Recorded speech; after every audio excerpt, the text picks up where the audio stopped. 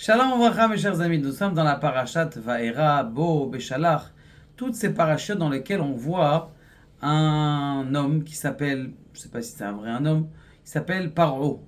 Ce Paro-là, c'est quoi cette histoire? C'est une histoire d'il y a des années, 3000 ans, 3500 ans. Pourquoi tu nous parles encore de lui? Ça y est, il est mort et enterré, il nous a laissé que ses pyramides.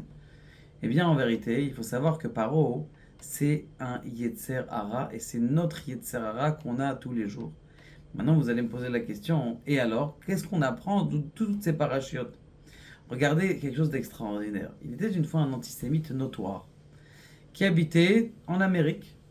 Cet antisémite notoire, il avait des magasins, il avait, comment on appelle ça? Il avait des bails, des magasins à louer. Maintenant, à chaque fois qu'il louait à un magasin, il marquait dans le contrat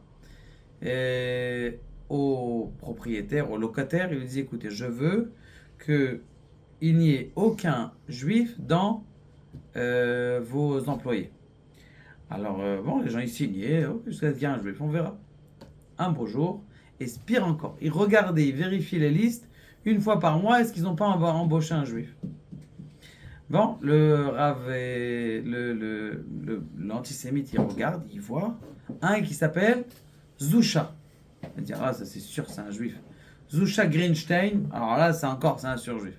Il appelle le locataire, il dit, écoutez, on avait dit qu'il n'y ait pas de juif, mais là c'est sûr que Zusha c'est un juif. Il dit, écoutez, c'est tellement un boss dans les ventes que jamais j'arriverai à vous le virer. Mais si vous voulez, je vous donne la possibilité de vous le virer, venez le voir, et vous le virez si vous voulez. Bon, très bien. Le type, il arrive au magasin. C'est un magasin article de pêche, Décathlon, article de pêche. Il arrive, il monte dans le magasin, il cherche un truc, et il voit un juif, un vrai juif avec la barbe, l'épée haute, la kippa, la redingote, un vrai chassid, mamash. Tu peux pas t'imaginer que c'est un nom de quelqu'un qui n'est pas juif. Bon, et il est avec un client, donc il laisse parler avec le client. Il dit écoutez, monsieur, ces hameçons-là, c'est des bons hameçons, mais c'est des hameçons qui viennent de Chine. Si vous attrapez un poisson qui est un peu plus gros, il peut vous casser l'hameçon. Mais si vous voulez, c'est vrai que ça coûte un petit peu plus cher. Les hameçons ils sont faits ici dans le magasin, mais vous avez n'importe quel poisson, vous allez l'attraper, il n'y a aucun problème. Combien ça coûte, monsieur? Je dis que ça vient de Chine, ça vaut rien du tout, mais ça vaut 35 dollars, 1,5 $. Mais écoutez, je vous fais un prix, je vous fais 25 dollars. Plus que 10%. Ah ouais, intéressant. Tout ça, bon, ok, je vais acheter. Bon, venez, on va passer la carte bleue. Tiens, monsieur, je m'excuse de vous poser la question. Vous utilisez quel fil? Le fil de l'époque. Des fils de l'époque. Ça, il faut. On a des fils maintenant, comment on appelle ça? C'est spécialement fabriqué. Un plastique qui s'étend, un plastique que vous sentez le poisson, vous kiffez le poisson. Bon, ok, combien ça coûte? Bon, je vous fais un prix, ça aussi. Bon, ok, très bien. Monsieur, si vous voulez, vous avez une canne à pêche? Ah, j'ai de la canne à pêche en bambou. Je dis, vous avez encore du bambou? Mais c'est des enfants, ça, qui utilisent du bambou. Aujourd'hui, on a des cannes à pêche comment on appelle ça, en plastique, des matériaux légers, extra, en fibro. Je dis, écoutez, combien ça coûte? Je dis, écoutez, vous en avez plein on a plus de 200 cannes à pêche. Choisissez la canne à pêche que vous allez choisir, je vous fais 15% dessus. 15% dessus. Bon, alors le type, il regarde, il ne prenait pas une trop chère, c'est pas la peine de vous ruiner. Même la plus basse gamme chez nous, c'est un grand niveau. Je dis, bon, d'accord, il prend une canne à pêche. Je dis, mais venez, je vous passe la carte bleue, mais vous avez quoi comme moulinet? Un moulinet normal, de l'époux. Je rigole pas, on est en 2024, vous utilisez encore une moulinette comme ça qu'il faut tourner? Aujourd'hui, on ne tourne plus comme ça. Aujourd'hui, c'est automatique. Vous appuyez sur un bouton, ça rentre tout seul. Et ça sort tout seul. C'est extraordinaire. Vous êtes concentré sur la touche. Vous n'êtes pas concentré en train de. Ah, c'est vrai, vous avez raison. Et là, essayez de.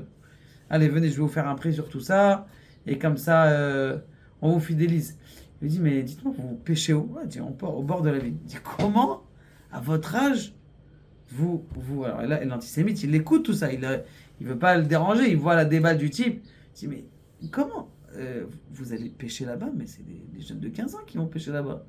Si vous voulez attraper des morceaux de 10, de 15 kilos, des beaux saumons, On les attrape que en plein milieu du lac ou en plein milieu de la mer. Ça, c'est, il vous faut un beau yacht comme ça. Il dit un yacht? Je dis oui. Même chez nous, on a des yachts. On a des yachts à 600 000 dollars, 500 000 dollars. Là, on a un yacht. Il nous reste un yacht. Il vaut 700 000 dollars. Il y a un mivtza spécial, une promotion spéciale. Elle vaut 500 000 dollars. 500, un demi-million de dollars. Mais je peux vous faire payer en 36 fois. 36 fois, vous inquiétez pas. Et ça ne prendra pas de place dans la carte de crédit. Je dis, écoutez, monsieur, vous savez, c'est un peu cher. Je dis, écoutez, parce qu'on est des bons amis, je vois que vous êtes vraiment sérieux, et j'ai vraiment vu que vous voulez attraper des bons poissons. Je vous fais encore une petite remise, et je vous fais même un plus. Prenez-la, vous allez kiffer, vos copains, ils vont vous honorer, vous allez tous les amener, vous allez faire la hafla là-bas sur le yacht. Bon, allez, écoutez, monsieur, allez, on vous passe la carte. Il est pas la carte bleue. Le type, il s'en va, il est content. L'antisémite, propriétaire, il vient le voir. Il dit, écoutez, monsieur, je suis venu pour... vous êtes juif, n'est-ce pas? Il dit, oui, je suis juif. Il dit, je suis venu... vous êtes venu acheter, vous voulez acheter des hameçons? Il dit, non, non, je n'ai pas besoin d'hameçons. Il dit, vous êtes sûr? Si vous voulez, je peux vous proposer une gamme de choix. Il dit, non, non, je suis venu pour vous virer, mais comment vous avez réussi à un type qui est venu chercher une boîte d'hameçons, vous avez réussi à lui faire sortir un demi-million de dollars en l'espace de 38 minutes? Comment vous avez réussi à faire ça? Écoutez, monsieur, c'est dans nos gènes. Mais en vérité, je vais vous dire la vérité, il n'est même pas rentré pour acheter des hameçons. Il est juste venu demander un renseignement où est-ce qu'il était le train, où est-ce qu'elle était la gare. C'est tout ce qui est venu rentrer. Le type, il est rentré, même pas pour acheter des hameçons. Il a dit peut-être vous avez besoin d'hameçons. Et en fin de compte, il a vendu un demi-million de dollars. Il dit, ça, le Rav Zilberstein dit ça, mes chers amis, ça c'est la force du Yetzirah. Yetzirah, il te dit, que ça. Après il t'a vendu ta mère, ta grand-mère, ton arrière-grand-mère, t'as perdu tout à cause de lui, à cause de ce Yetzirah. Il dit, c'est du paro, ce qu'il a dit. Il a dit, vous pouvez prenez que les enfants, prenez que les grands, vous sortez, vous allez revenir. Il n'y a rien. Le Yetzirah, il faut faire un barrage total devant lui. Total devant lui. Il ne faut pas laisser même une goutte passer. Et c'est pour ça que toutes ces parachutes-là, c'est des parachutes qui sont très d'aujourd'hui, c'est actuel. C'est pas quelque chose qui s'est passé il y a 3500 ans. C'est comment est-ce que ton Yetzirah il marche. Regarde comment Paro il se comporte. Tu vas voir comment est-ce que ça marche à toi aussi. Baruch Adonai Le'olam Amen.